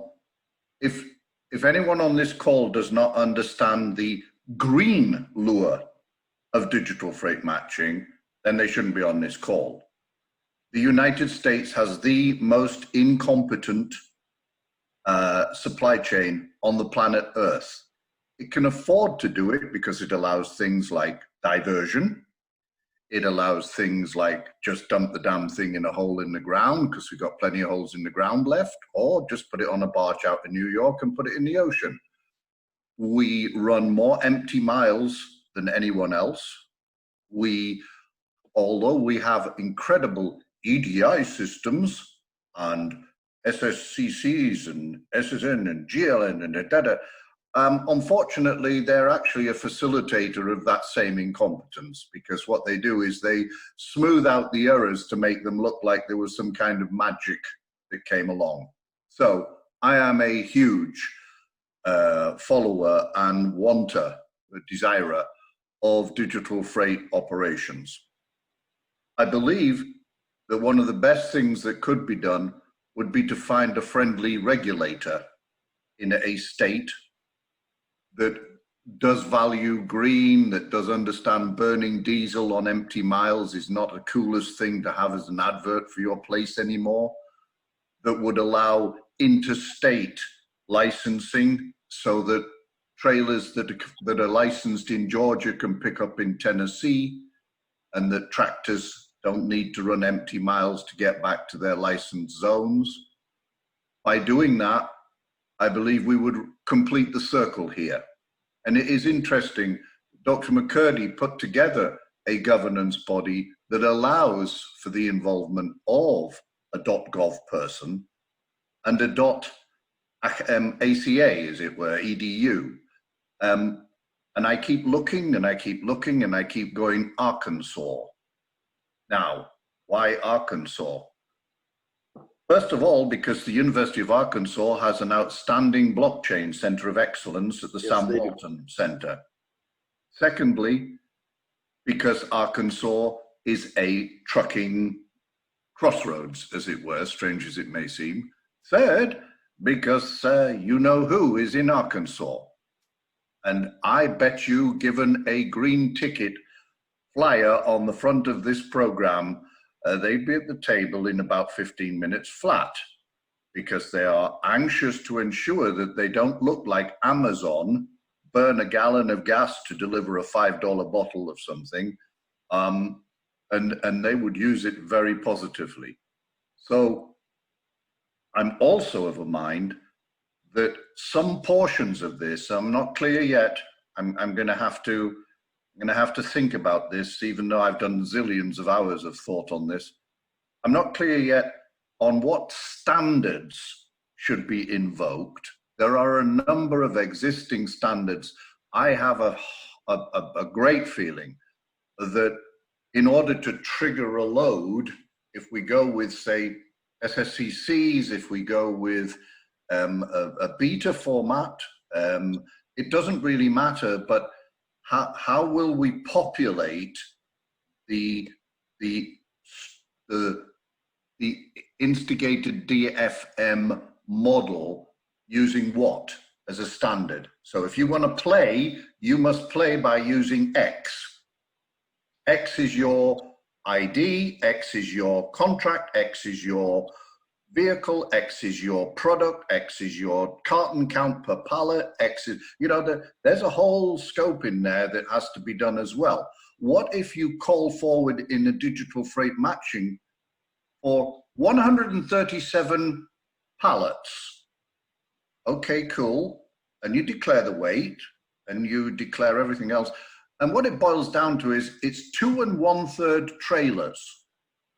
So how do you make that work? Is that 3 units of DFM, or is it 2 1/3 units of freight? And if so, what's the LTL pitch for acquisition and then clearing from the data register? And can that data register do something really clever and put the third with another third and another third that are within a few miles of each other, which currently incidentally doesn't happen, just so that you know, as if you didn't. And in doing so, where's the credits for this? Where's the value for this? Who gets the niceness out of it, the fuel saving, the economy? Oh, and who makes sure that we don't put baby powder in for a third of the truck next to the pallets of Clorox?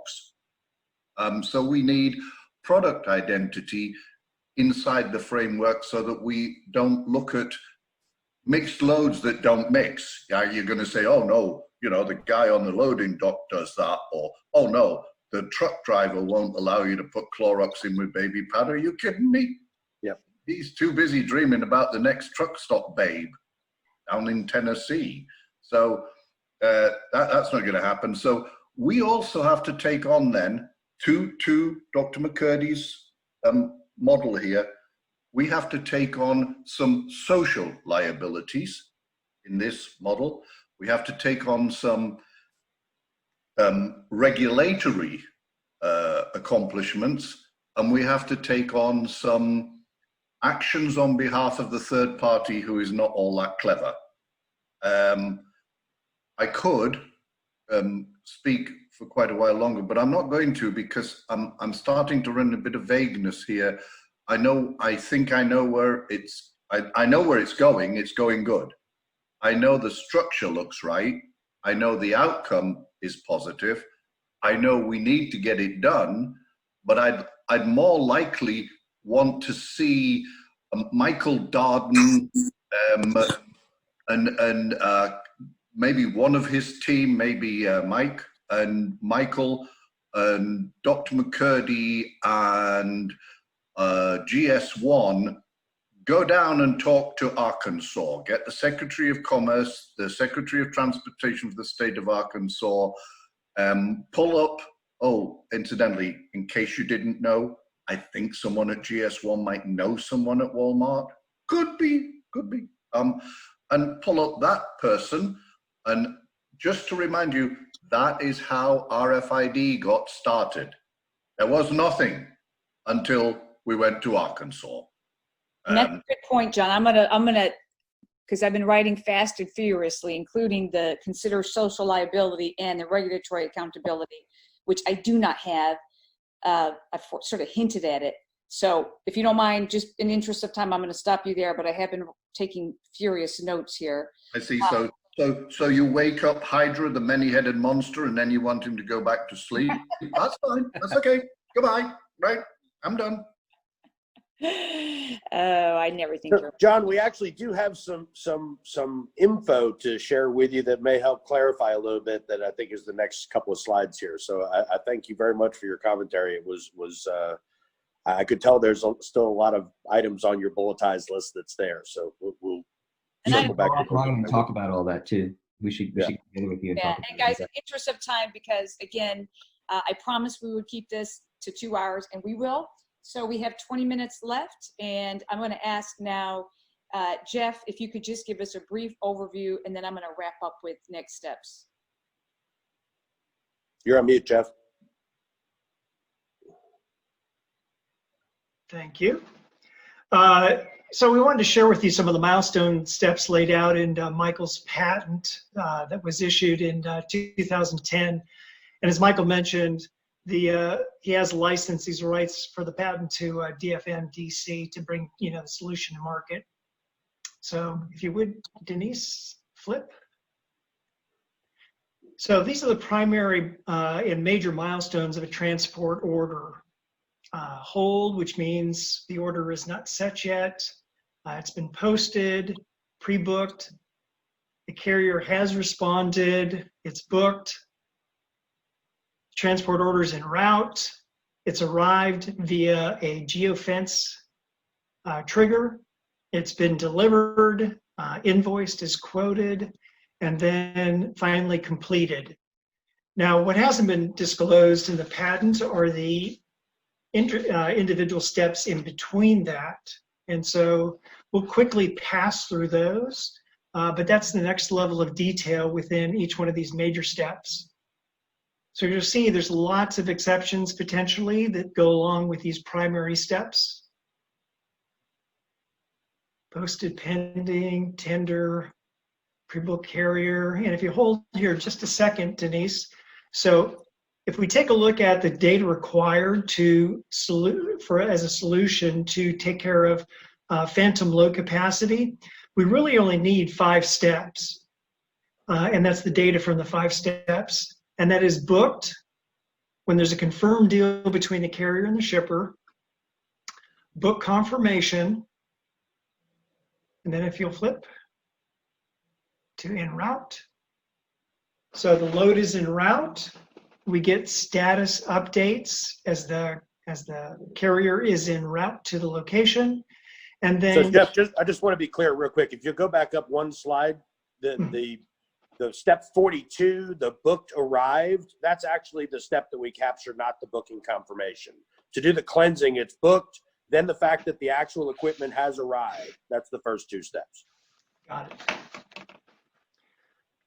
All right, and then back to 50. So the transportations are en route, or the transport order is en route.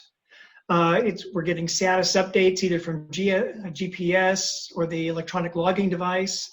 And then as it nears the receiver location, the transport order basically triggers the geofence and says it has arrived. Those are the 5 steps that are required to get the phantom, to actually solution phantom load capacity and loads. And if we'll move along, so then en route arrived has a number of exceptions, delivered,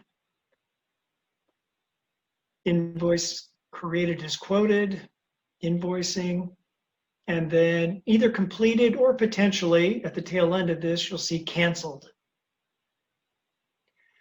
So Rajat, any thoughts on the ability to identify that phantom data, and does that sound like a solution in terms of cleanup of the TMS for DFMs?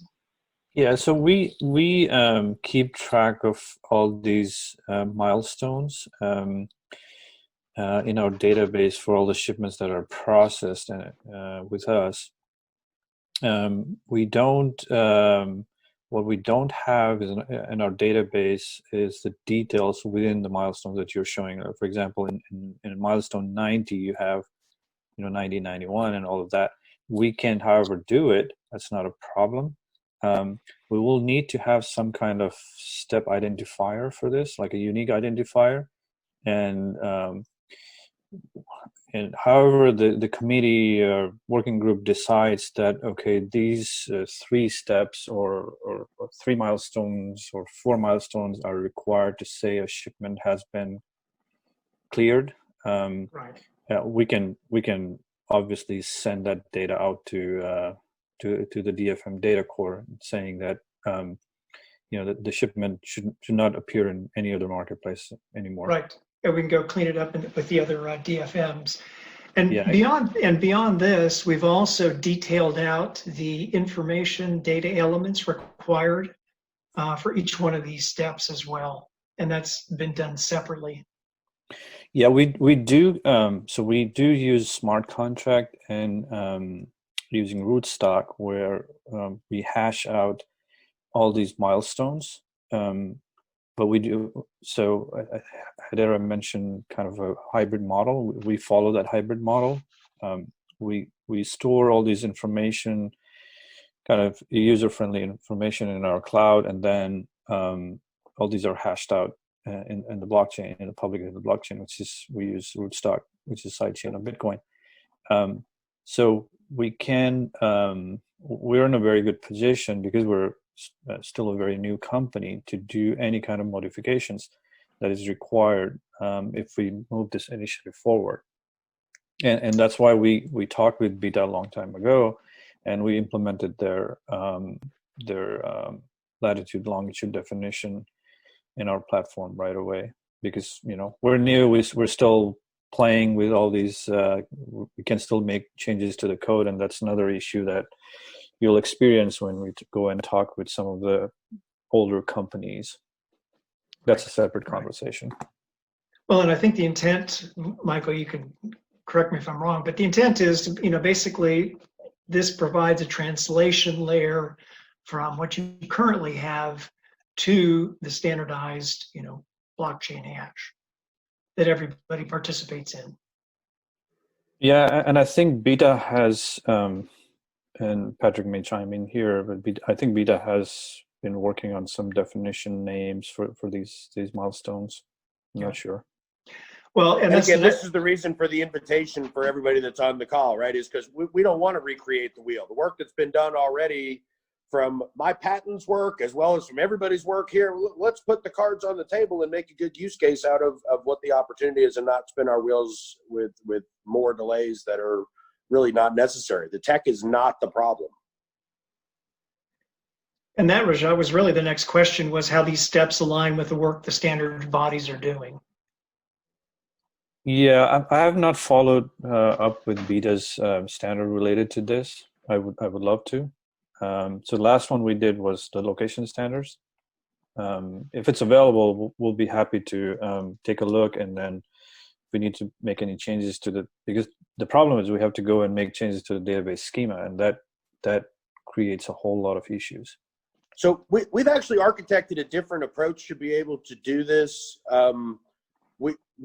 We've really built a utility that helps to anonymize this information and to receive the information in from these consummated transactions from other DFMs. We don't want you to have to write a whole bunch of code or do a whole bunch of different things. That's the first piece that we built with IBM, was just say we want to enable the parties to be able to not have a heavy lift here to deploy a piece of software that really just takes an output of some anonymized pieces of information that cleanse everybody else's data, and has a receiving ability to be able to recognize that when there's a doorbell ringing to you, that somebody else has a load that's consummated, that you can check it against your information. That would be great. That would be great if we don't have to change the schema in our code base, and then just send you a notification that the shipment has been booked or delivered or whatever it is. So that's what our tech team really works on.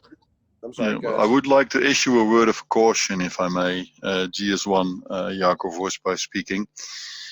Transportation is about moving cargo, and John already mentioned you need to know what kind of cargo, maybe down to the individual product code and all of its specificities. But it also moves it from a location to another location, and you'd better be sure that you know exactly what that location is. So one of the key things about standardization is the identification of the standardization. If the very same location, as happens from my own experience in sea freight, has 15 different identification numbers, you may well get confused unless you find some way to bring it back to just the one, which is the same across everybody talking about that very one same location. And there's no way that technology is going to fix that. You have to manage that another way by using standards and using reference databases with standards, with information related to standards identifications. I agree. Yeah. I completely agree. And of course, we know that GS1 has a very robust set of identification standards. So guys, again, in the interest of time, this has been an excellent conversation. We do have 10 minutes before we wrap up. First of all, obviously we have work to do, but we did want to share with you our thinking, our early thinking, and we will certainly take your guidance on board. Thank you for this, and thank you for your time. We do need to align with the demand side better, Brett, to your point, and we will certainly do that. So you will see a more robust governance structure, again, based on your counsel and advice. We obviously have an opportunity with BIDA and GS1 and the standards bodies to sync on the front end and not on the back end. You can see where we're at and where Raj is at. It does make sense for us to work, I think, together sooner rather than later, wherever that appropriate entree point is. Again, we'll take your guidance on that. I will come up again with the best practices. I'll pull it all together. Given this discussion, do you think that there is a role for you as we move forward with the DFM governance?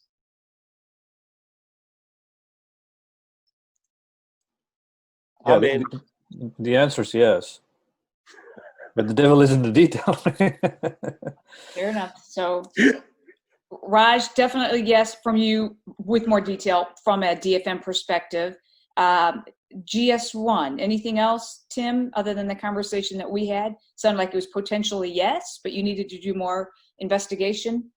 Yeah, I guess we just have to identify in what capacity can we support this, and who in that realm of expertise would make the most sense. So I think yes, or at least that's my opinion leaving this meeting. And as Jaco can probably recognize, our ability internally to make sure the right stakeholders inside GS1 understand what's going on here is really the next critical step, and see if we can make sure we're on their radar. They're all, we're a lean organization. They're all very busy, just like everyone else is. And adding new things can sometimes be quite a challenge. So, but I'm very pleased that you invited us to this conversation and we have an opportunity to participate. So I think that's fantastic. Thank you for your involvement. Yes, thank you for that. Patrick. Yeah, echoing Tim's comments, I certainly see the value of the proposed solution. I think it'll be a function of bandwidth, how involved we can be. I certainly would, I'm happy to lend my time as I can towards it, to realize the vision. So count me in, but I guess we'll have to see what details emerge out of the next conversations. Fair enough. Fair enough. And you also know how to find me, as does the GS1 team. Mm-hmm. Evan.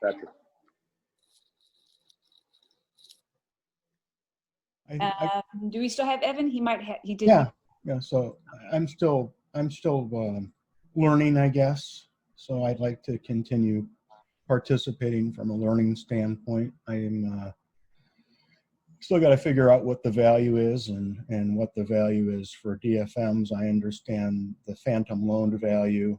I'm not quite sure how to proceed without DAT and truck stop in this conversation, since they represent such a large part of the market. But anyway, I'm willing to participate and continue learning. Thank you. Evan, I will share with you that I have had conversation with Truck Stop at the senior level, and they're interested in being kept advised of the progress, but I also told them that they weren't my first customer that I wanted to have in here. Right. They're just too big for me to be able to begin with them. And they heard, and I actually invited them to be able to participate in this call if they wanted to be a silent observer. And their request was to be able to have this one take place without their participation and to be engaged in the one that truly has a larger cross-section of digital freight matching companies represented. Mm-hmm. Well, in the U.S., if we do something and they're not involved, then it's, it doesn't really matter, right? Right. Yeah. I mean, and if we're talking about public marketplaces, which we are, versus private marketplaces, they control, I don't know, what, 85, 90% of it. So. Good point. My thoughts. Thank you, Evan. So we'll keep you on the list. Hedera, Brett and Jordan. Yeah, unfortunately, Jordan did have to drop from the call. He'll follow up directly with you, Denise. But yes, to the extent that DFM Data Core, builds on the Hedera network, I think there's value from both parties to keeping us involved in the use case, in the architectural design perspective. And then I guess as a added benefit, happy to share any experience that we have in building coalitions along these lines. Realizing we're not the only coalition builders on this team, but whatever we can add, happy to add. But I do think it comes down to the use case for us and the architecture for us. So looking forward to being able to put the right people from Hedera into these meetings on the utilization work group and in kind of getting the brass tacks around the use case and deployment plan. Got it. Thank you for that. Feedback. And John, IEEE, or just John? In? Okay. He's in. In spite of his accent, he is actually an American citizen, just so you all know. And Linda and Kurt, I'm just going to do a assumptive close that you guys are both in as well. Absolutely. Okay, so then. Yes, like Kronos. Excellent, thanks, Kurt. So as you can see, then the next steps deliverables. If you're interested in this updated governance framework plus this deck, please email me. You'll see it there on your screen. Most of you have my email anyway. We do plan on continuing with these meetings. This was our first. We are targeting every week starting July 24th. We are going to be having them randomized to support multiple time zones. We'll be having many more DFMs. So Raj, again, I can't thank you enough for being at this initial one because, again, to Brett's point, we have to listen to the demand side. So they will be key. And then the goal is to have, by the end of August, 2 operational MVEs or multiple viable ecosystems using the DFMDC utility. So that is our goal. Yeah, Dennis, this is Rajat again. Just a closing from my side is, I think it would be helpful because this is still a private company, both Dexrate and DFM. I would love to see some legal backgrounds, what our involvement would entail, and part of being a governance team, and how does that affect us? So I would love to know that, just so that we don't, we don't get into royalty issues, licensing issues, and infringement on patents and all of those things. So it'd be helpful if we have some kind of legal framework that we could toss around within my team to say, okay, we're definitely interested to keep going on this. So we're happy to engage in those discussions, and really the first conversations that we had with you and your team 6 months ago led us down this path of how important the governance was, and that guidance was, as you can tell, well listened to. It's important for this to be successful, and we want to be able to participate with Dex in the early stages of this, and happy to engage in the discussions about the license agreement that we've created for participating in the early stages of this. Yeah, it doesn't have to be too detailed. Just to make sure that we all understand the legal risk and all that stuff. No, sure. We'll include that in this next round. Is definitely a legal framework that would again be open for discussion. Okay, thank you. Well, folks, it is 10:59. So again, many thanks. We look forward to working with you all and enjoy the rest of your week. Denise, thanks for keeping this meeting right on schedule and getting everybody coordinated through doing this. You've done a super job, and I really appreciate your efforts. Thanks everybody. Thanks everybody. Nice meeting. Great dialogue. Thanks.